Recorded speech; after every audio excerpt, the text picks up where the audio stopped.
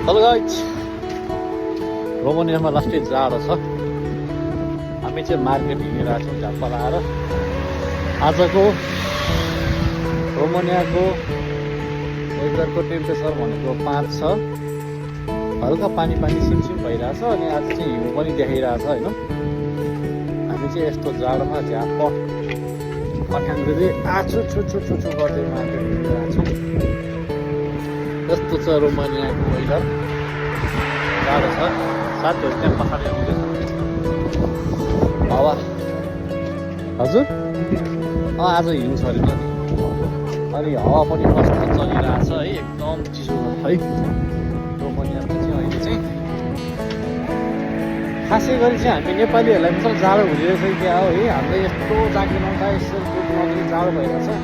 यहाँको मान्छेहरू चाहिँ पुरै कस्तो क्या, जाडोमा पनि होइन हातमा चाहिँ एउटा चिसो बोकिरहेको हुन्छ।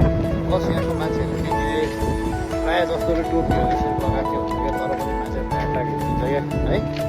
यहाँको मान्छेहरूलाई चाहिँ खासै हामी नेपालीहरूलाई जस्तो चाहिँ जाडो नहुने रहेछ क्यारे। हामीलाई चाहिँ लास्ट जाडो छ, मलाई चाहिँ जाडो भएर है यो हुकको टुना पनि यसरी टपक्क तानेर लगाइरहेको छु। त्यही भएर गाजामुजो पनि देखिरहेको छ जाडोले। लगाइ राम्रोसँग बस्नुहोस् है त।